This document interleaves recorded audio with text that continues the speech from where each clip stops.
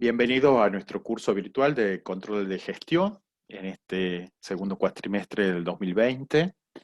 Control de gestión que es la materia optativa del plan 2014 de la carrera de contador y también de la licenciatura en administración. Un aspecto interesante que queríamos compartir antes de empezar el tema número uno es esta noticia que salió el año pasado, donde hablaba de esto de la cadena bovina tiene su tablero de control. Y este es un tema que es exclusivo del control de gestión. Con el propósito de dar un paso más en el ordenamiento, el control y la fiscalización del sector cárnico, se han propuesto indicadores, ¿no? Esta noticia habla de que hay tres tipos de indicadores: comerciales, tributarios y sanitarios. Esas son las perspectivas que les interesa medir a esta organización. Un aspecto importante de control de gestión es la medición del desempeño. Este desempeño que es multidimensional, y acá se puede observar que esta medición del desempeño multidimensional se traduce en tres perspectivas: la perspectiva comercial, tributaria y sanitaria.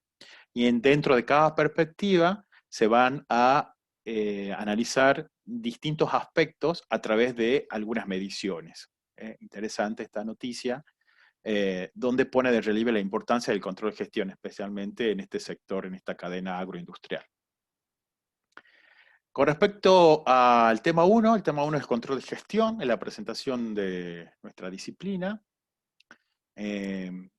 ¿Cuáles son los temas que vamos a tratar en esta primera parte, en este tema?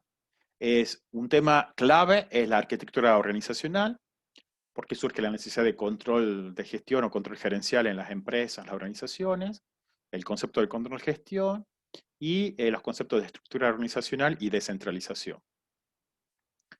Bueno, en primera medida, el control, en general, el control requiere un proceso previo que es la planeación. Por eso planteamos esto, que dentro de la administración hay dos grandes procesos: la planeación y el control. Entonces el control requiere la planeación, el control requiere este esfuerzo previo de la planificación. ¿Por qué nos interesa el control? El control nos interesa porque las investigaciones afirman que el 90% de las empresas tienen dificultades para implantar las estrategias. Es decir, las empresas fácilmente plantean sus estrategias, sus rumbos de acción, sus objetivos. Fácilmente eso lo pueden hacer. Lo que es difícil es disminuir esa brecha entre el decir y el hacer, entre el deseo y la acción. Por eso el control es importante dentro de las organizaciones. Esta estrategia eh, puede ser de dos tipos. Puede ser una estrategia deliberada o puede ser estrategias formales, es decir, que surgen de un proceso racional. También se llaman estrategias explícitas, donde luego de determinada la estrategia, uno piensa en el sistema de control, en los sistemas de control administrativo. También las estrategias pueden ser implícitas, pueden ser tácitas, pueden surgir de la acción ad hoc, y también las estrategias van a interactuar con el sistema de control y va a haber una relación entre la estrategia y el sistema de control. Cuando hablamos de control, hablamos de cuatro elementos. Hablamos de un detector, hablamos de un asesor, hablamos de un efector y hablamos de una red de comunicación. El detector se refiere a un instrumento, a algún instrumento de medición que nos ayude a monitorear un aspecto que a nosotros nos interesa. El asesor va a ser un valor de referencia, un valor de la información que también nos va a alertar sobre alguna acción. Por eso tenemos el efector, sobre un efecto que uno deba realizar. Por supuesto, todo interconectado en una red de comunicación. El texto da un ejemplo de un termostato, por ejemplo, de la conducción de un automóvil. Por ejemplo, cuando uno conduce un automóvil hay un proceso de control, ¿verdad? Porque hay un instrumento, por ejemplo, si uno quiere monitorear el nivel de combustible, hay un instrumento, ¿verdad?, que es precisamente un indicador, que va a ser el nivel de combustible. Hay un asesor, Fíjense que siempre cuando va disminuyendo y queda un cuarto, por ejemplo, de combustible, se lanza, ¿verdad? Una señal, una alarma, de tal manera que tenga que hacer un efecto. El efecto es que vaya y cargue combustible. Y todo eso requiere un proceso de comunicación. Pensaba también, por ejemplo, en la evaluación, cuando uno evalúa, ya sea, por ejemplo, a una persona, a un sector, a un departamento, uno evalúa becas, por ejemplo, cuando se evalúan proyectos de investigación. Hay un detector, hay un instrumento, o sea, hay una rúbrica, eso también se llama rúbrica, que son los aspectos que uno necesita monitorear. Después está el asesor, que son los valores, es la escala, o sea, excelente, bueno, muy bueno, aceptable, no aceptable, ese es el asesor. Y luego el efector, o sea, cuál es el efecto, si está aprobado, está desaprobado, y todo eso requiere una red de comunicación.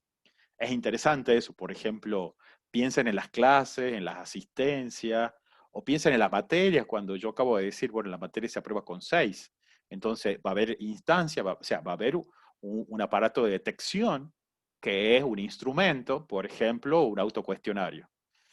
¿Cuál es el asesor? Esto lo estoy diciendo, va a haber un valor de referencia, o sea, 6 o más. ¿Y cuál es el efector? Va a ser el efecto, aprobado o desaprobado, promocionado o no promocionado. Y todo eso requiere una red de comunicación. Muy interesante. Piensen en eso. Entonces, el control requiere 4 elementos. El detector, el asesor, el efector y un sistema o una red de comunicación. Muy interesante. Eso vamos a hacer una actividad luego.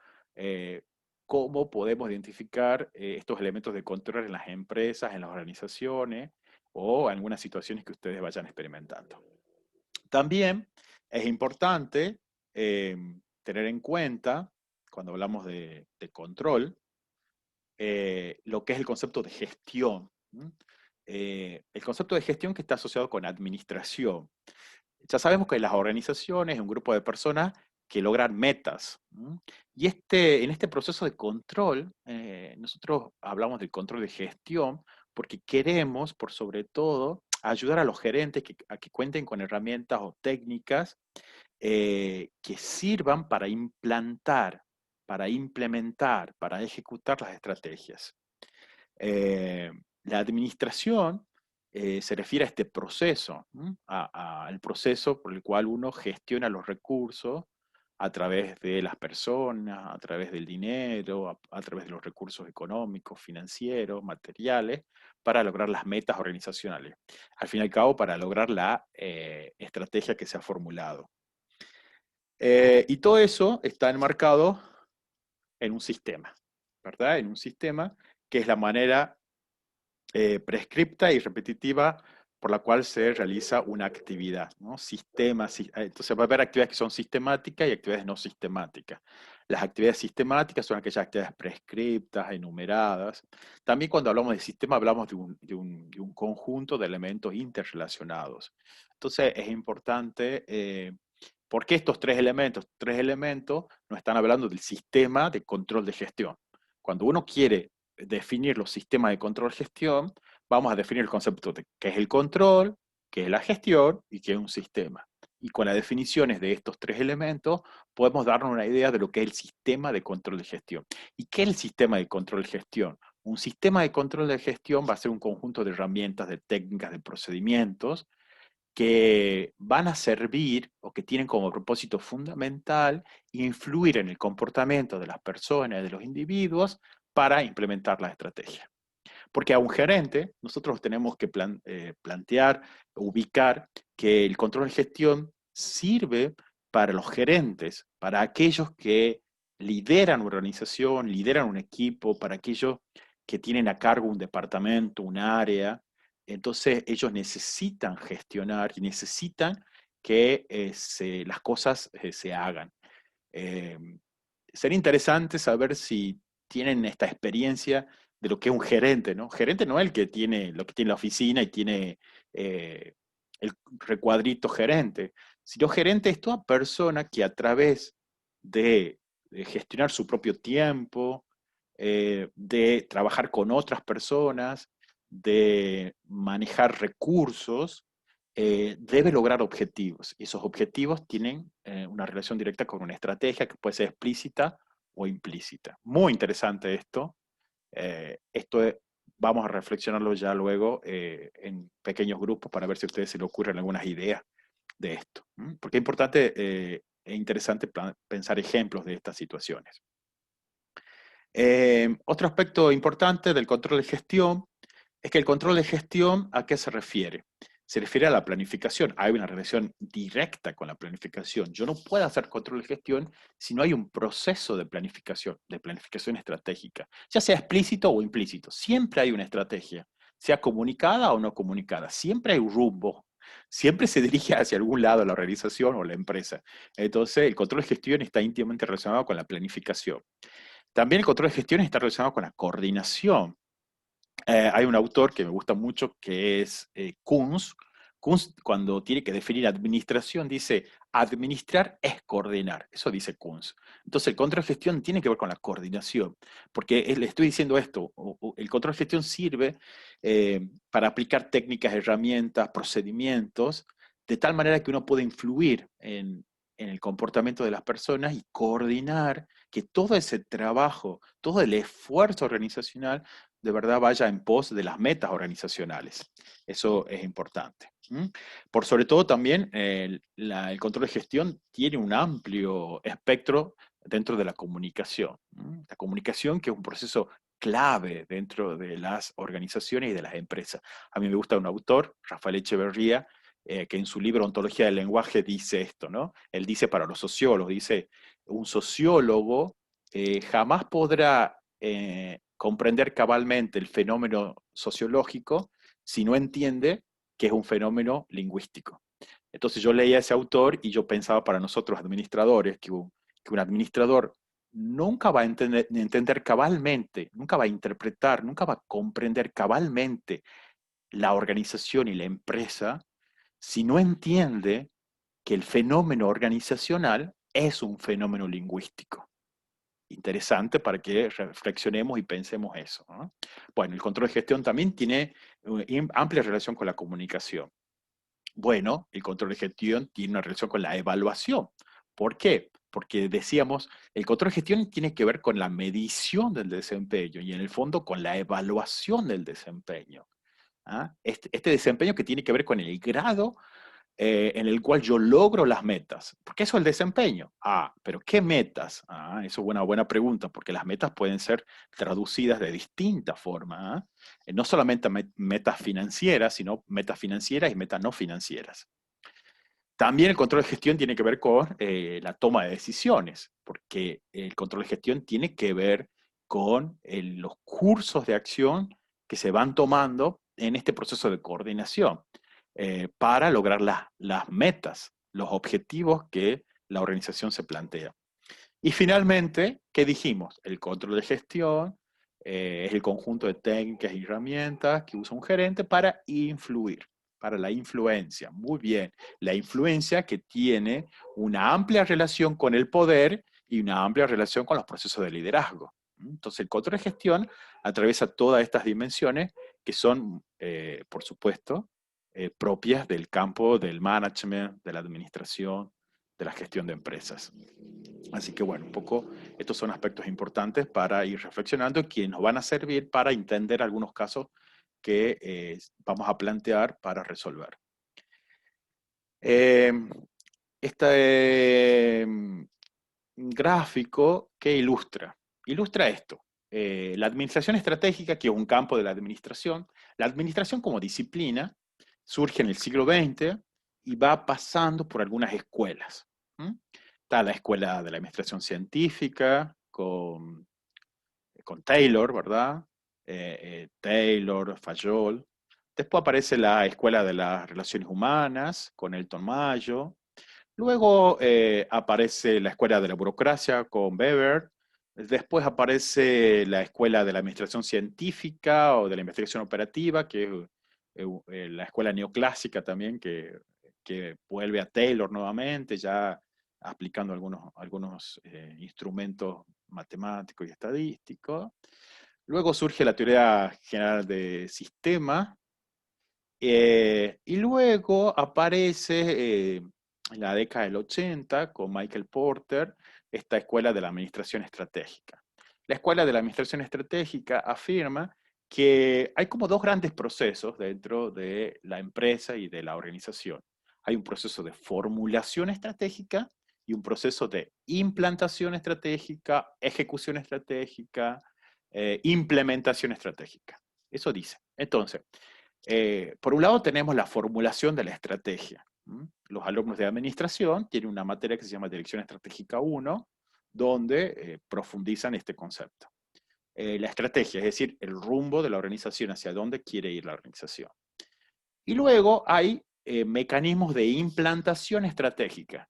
También a nosotros nos gusta llamarles eh, procesos de avance. Entonces, la bibliografía no lo llama, pero nosotros sí, entonces a veces en los casos pedimos, diga cuáles son los procesos de avance y entiéndase procesos de avance como mecanismos de implantación de las estrategias.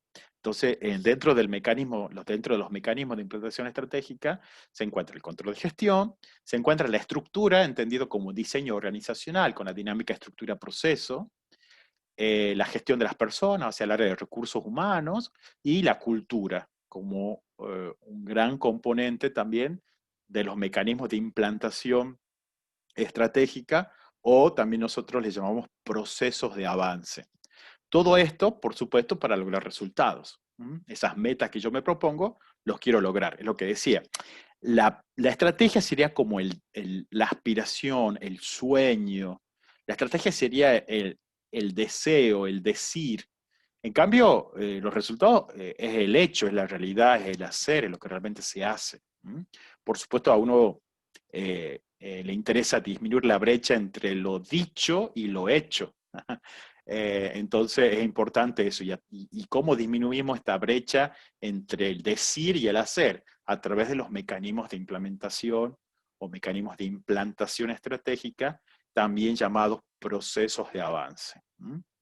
Procesos de avance. Y un poco para terminar esta primera parte teórica de esta sesión, porque faltan muchos otros conceptos, pero para hacer un trabajo grupal, qué interesante pensar en esta interacción de tres elementos que son clave. Miren, ya en la década del 80, del 90, Serra y Castica, que son los autores argentinos, en su libro Reestructurando Empresas, ellos plantearon que en la reestructuración de las empresas hay tres componentes que son importantes: la estrategia, la estructura y la cultura. Entonces, eh, nosotros acá ampliamos ese modelo donde, por supuesto, la cultura está influenciada por el estilo de comportamiento individual e interpersonal, o sea, por esa red informal que se va tejiendo dentro de las organizaciones. Por supuesto, todo en el contexto del entorno. Esa estrategia que se plantea, que puede ser formal o informal, tácita o implícita, ¿verdad? Deliberada, intencional o emergente, eh, también requiere de una estructura. Entonces, eh, acá hay como hay una tensión entre la estrategia y la estructura. Eh, una corriente afirma que primero debo formular la estrategia y luego la estructura sigue a la estrategia para lograr, por supuesto, eso que se plantea, y la cultura ayuda en una amalgama para lograr la estrategia. Eso es idealmente, pero sabemos que hay muchas fricciones dentro de la empresa y que muchas veces, Peter Drucker dice eso, la cultura se come el desayuno a la estrategia.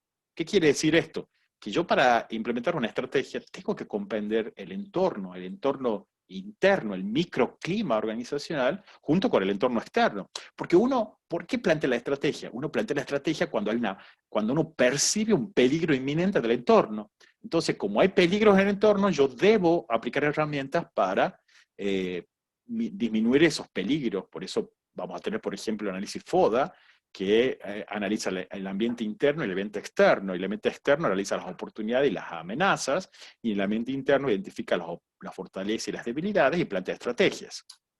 Entonces, en todo este conjunto está el sistema de control.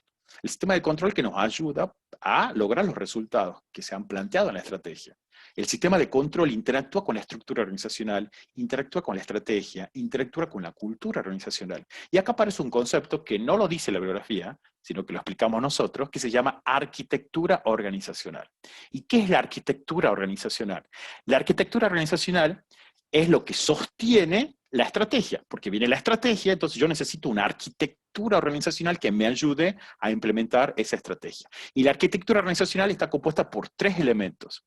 Por el diseño organizacional, es decir, por la estructura organizativa, el diseño organizacional, el conjunto de puestos, tareas, roles, funciones, el primer elemento de la arquitectura organizacional. El otro elemento es el sistema de información. O sea, yo para implementar una estrategia necesito un sistema de información, contable o no contable, un sistema de información que vaya midiendo lo que la organización realiza, ejecuta, opera, para ver si hay congruencia entre las operaciones y la estrategia. Un sistema de información es clave. Y finalmente, un sistema de evaluación de desempeño y un sistema de incentivos. ¿Por qué? Porque está esta cuestión de fomentar un comportamiento, una cultura de la medición. Entonces, entonces tenemos la estrategia y tenemos la arquitectura organizacional. Y la arquitectura organizacional está compuesta por tres elementos. Repito, diseño organizacional, el sistema de información y un sistema de evaluación de desempeño e incentivos. Esos son los tres elementos que componen la arquitectura organizacional y lo que ayuda a implementar también la estrategia. Y en esa interacción aparece el control de gestión como un mecanismo de implantación de las estrategias. Bueno, un poco redondeado estos conceptos, estos están tratados en el capítulo 1 y en el capítulo 2 de Anthony. Entonces sería interesante que ustedes revisen el capítulo 1 y el capítulo 2 de Anthony y vayan, por supuesto, leyendo el caso de Pérez y Pérez, que va a ser un caso de ejercitación, y el caso de Coyote SRL, que también va a ser necesario que ustedes cuenten con este instrumental teórico para poder resolverlo. Así que bueno, muchas gracias por la atención y vamos a continuar con nuestro cursado.